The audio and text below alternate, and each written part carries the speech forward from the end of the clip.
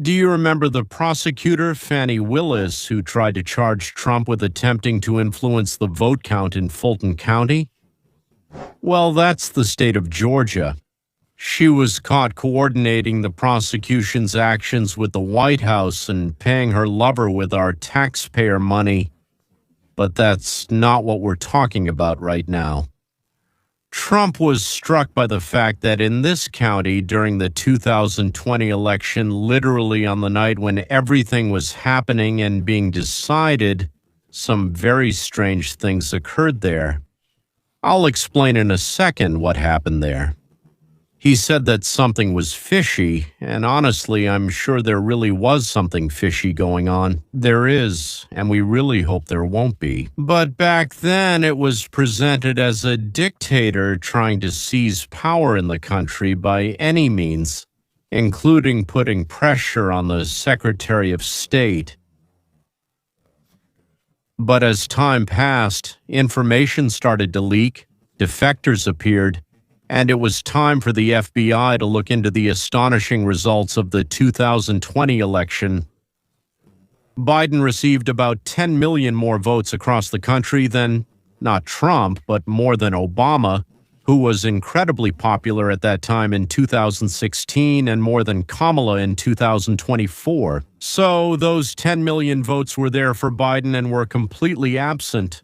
Obama had 10 million fewer and Kamala had 10 million fewer as well. So the same people wanted it, and suddenly another 10 million showed up. No one could. They vanished. Miracles happened in Fulton County, too. Trump, was leading normally, so to speak. He had an advantage there. He won in 2020, then won in 2024, and won in 2016. And in 2020, he was leading. We all went to sleep while he was ahead across the country, then suddenly at night. So several tens of thousands of ballots came in, all 100% for Biden. And Biden won, the senile guy. Yes, won with a margin of 11,000 votes. You might remember that Trump was accused in Fulton County of trying to overturn the results of the 2020 election. This is Brett Raffensperger. He's the Secretary of State of Georgia, and this is the Fulton County District Attorney, Fannie. Willis Raffensperger spoke with President Trump in early 2021, and Trump said he wanted to find about 11,000 votes to help win the election. Raffensperger said he felt pressured by Trump and that Willis tried to bring Trump to trial, but it didn't happen in 2023. She said that her case was completely ready, but it was completely derailed when it was revealed that she had an intimate relationship with the chief prosecutor of her team, and that could have compromised the case. Last year, the judge completely dismissed the case. Yesterday, the FBI showed up at the administration and county building and conducted a search, including computers, storage, and documentation. They came after showing the judge some documents, and the court allowed, by the way, a big case for us to carry out this unexpected raid. Let's call it that. I want to remind you that in 2020, more than 60 complaints filed in courts were dismissed by judges across the country, and all the judges, as one, refused to investigate. That is, they refused to even touch or look at the evidence at all. Complete nonsense, right? Yes? It was amazing how unlike America it was when 60 judges simultaneously denied the plaintiffs justice without even starting to look into the merits of the cases. And now something has changed. Maybe there is more evidence, maybe they can't avoid it anymore, or maybe they found a judge who isn't afraid of retaliation from the deep state. Fulton County, Georgia is under close scrutiny after some early ballots from the 2020 election were found unsigned by polling station staff. Commentators on Platform X alleged election fraud after the Georgia State Election Board's December 9 hearings. Ann Bramba, attorney for the Fulton County Board of Registration and Elections, confirmed some counted ballots lacked required signatures. Vote tally tapes are signed to verify accuracy before transportation and use of documents. However, there is no evidence that unsigned ballots were invalid. Some observers considered this a procedural oversight. The hand recount and audit then confirmed Joe Biden's victory in Georgia in 2020. That is, from the very beginning. Back then, during those same times. When they tried to figure this out, they found some strange ballots that somehow ended up in the counting department. Just appeared there, and then after the scandal started, they went and recounted everything again. But for some reason, they didn't throw out those ballots. They counted them together with the ones that were signed, even though those weren't signed. It's the strangest thing. They should have been thrown out, but no, they weren't. They counted them and said, well, everything's fine, Biden won. So it's unclear who brought those ballots. It's unclear who accepted them. It's unclear who put them together with the ones that were supposed to be counted. Well, after counting them, they said, see, we recounted everything and everything is great. Why is it important to determine what happened with the voting in Fulton County? President Donald Trump and his supporters have repeatedly claimed that the 2020 election was stolen and that Joe Biden illegitimately did not win Georgia and other states during the hearings of the Georgia State Election Commission. Anne Brambo stated that she does not dispute the fact that the records were not signed and called it a violation of the rules. She said new procedures and training have been introduced to prevent this from recurring. So the counting of these suspicious ballots was illegal, and it won't happen in the future. It won't happen in the future. But for some reason, those illegal extra ballots were not excluded that time in 2020. If they're illegal, if there's something suspicious about them, well, counting them should be prohibited. After Brambo's comments spread on social media, Tesla Chief Executive Officer Elon Musk wrote on X, large-scale election fraud has been uncovered. Conservative commentator Gunter Eagleman wrote, huge victory. For transparency, internet personality Mario Naufel added, it's not about Trump. Republicans have been warning about fraud for years, but were told to calm down. The Justice Department's Civil Rights Division filed a lawsuit this month, seeking access to Fulton County's 2020 election documents including ballots, stubs, and signed envelopes. This also happened after a Georgia judge dismissed a case accusing Trump of interfering in the state's 2020 election. As soon as the court threw out all those charges against Trump for election interference, in 2020, Make America Great Again started taking action, and documents and evidence began flowing into the office of the Human Rights Organization in Georgia. So how did the Democrats start twisting things? Fulton County District Attorney Fani Willis testified before the Georgia Senate Committee on December 17 in the Trump election interference case. She defended her office's stance against President Trump over alleged efforts to undermine the 2020 election. The committee examined her actions, including her past ties with the special prosecutor she hired. Willis defended the indictments, rejecting the claim that the investigation was politically motivated. She described the investigation as a legitimate effort to hold Trump accountable for attempts to overturn the results of the 2020 election in Georgia. Watch the heated exchange. Two lawyers working for Fani traveled to Washington to receive instructions from the Department of Justice and the January 6th Investigation Committee, but this was carefully concealed. Well, it's clear why you can't coordinate things like that anyway. So first they stuffed the ballots, then they pressured the judges not to accept complaints, and then they started accusing Trump that he, not them, was trying to rig the election results. Well, that's just classic. And Fani said at the hearings that she doesn't remember why 3 of her assistants suddenly flew to Washington together for the next case against Trump, all of them to Washington. Well, she just seems to have some memory lapses. You aren't sure if your employees knew the purpose of the Washington trip? We have 4 here, 3 employees and 1 independent contractor. A meeting with the January 6th committee or with members of the January 6th committee or with lawyers working for the January 6th committee. A simple question, but the answer reminds me of Jvanetsky.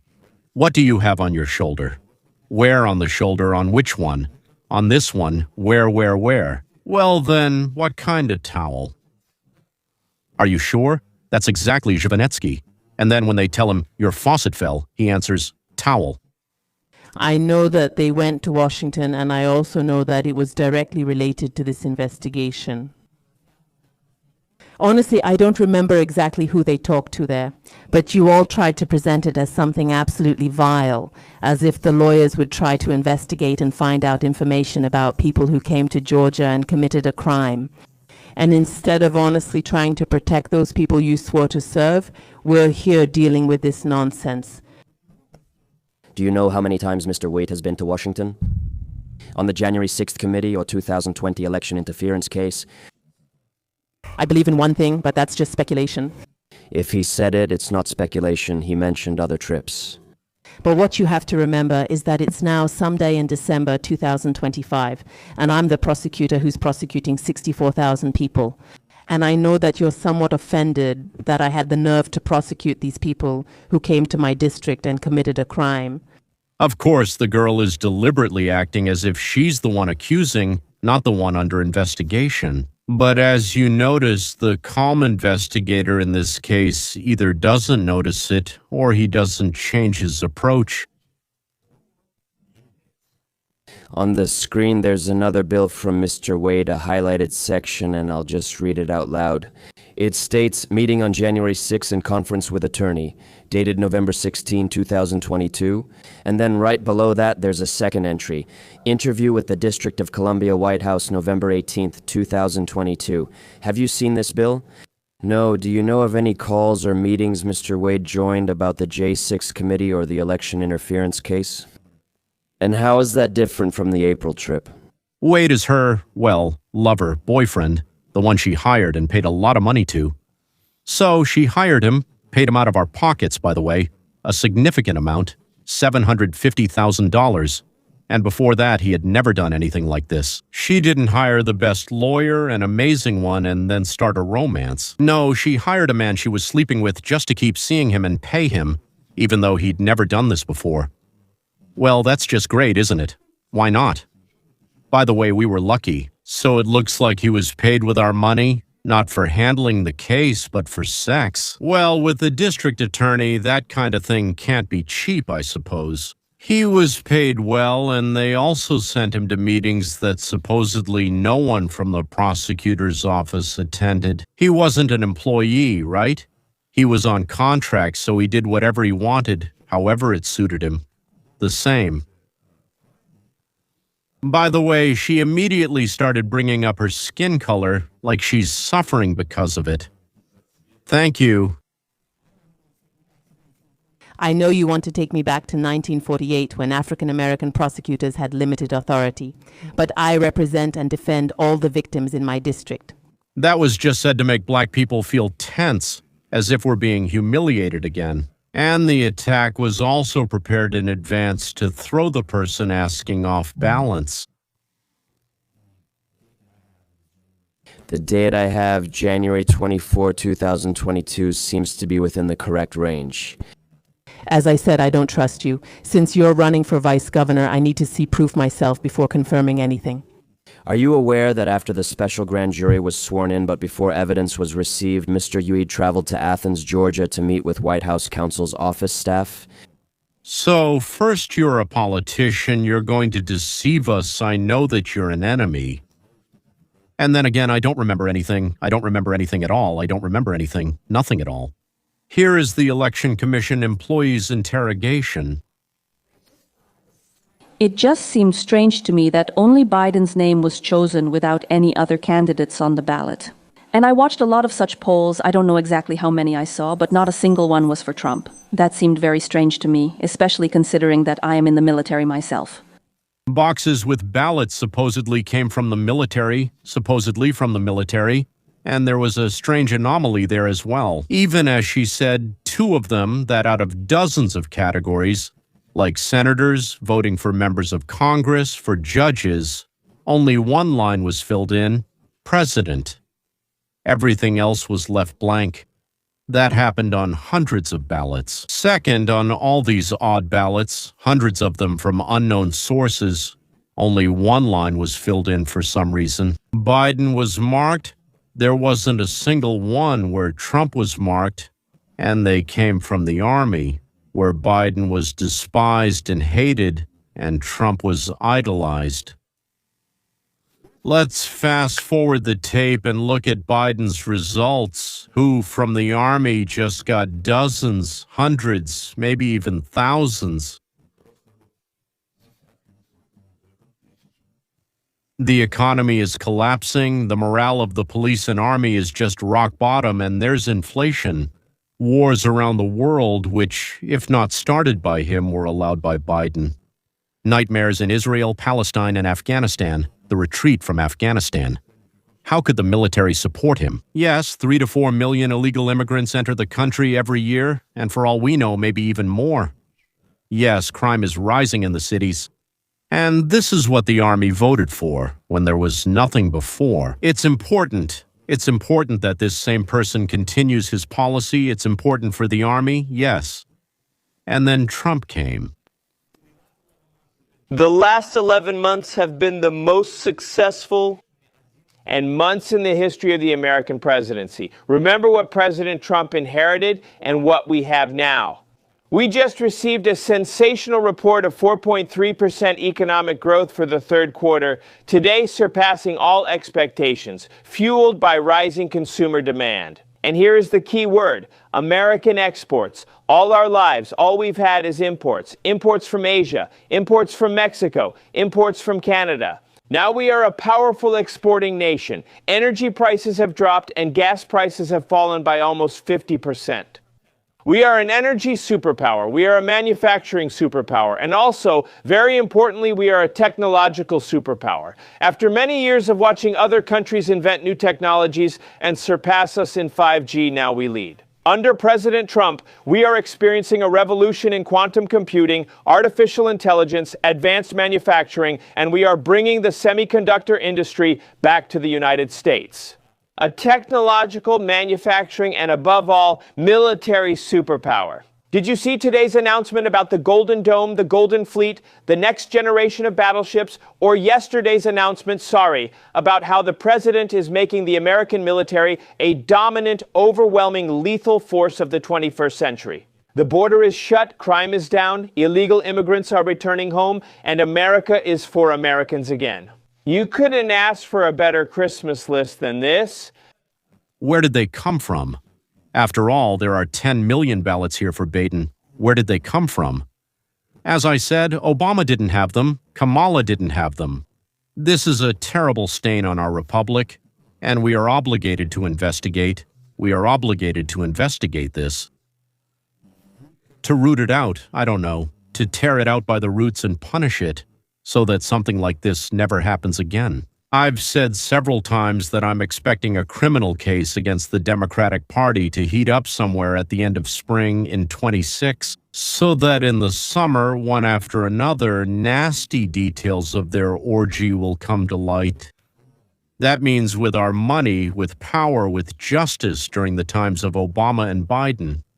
Right before Christmas, Trump said the evidence would be delivered by truckloads, that everything would be ready by November. She must be shocked by what today's Democratic Party has covered up or done. Well, I mean, really everyone from the most moderate to the most, I don't even know what to call it, the most communist ones. There are some really radical, probably wild ones like Alexandria Ocasio-Cortez Mamdani, Sanders, Ilhan, Marsh, and other communo-fascists.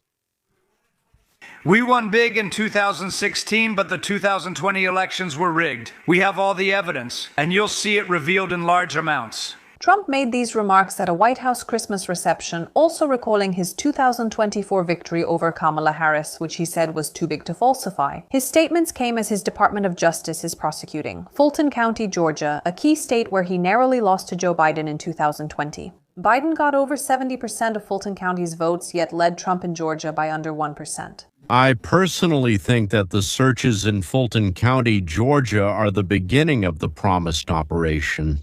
I hope I'm right, and I hope nothing will interfere with Trump's plans for a Republican victory, especially for the Make America Great Again supporters in Congress this November. Ladies and gentlemen, that's all for today, and until our next very interesting meetings.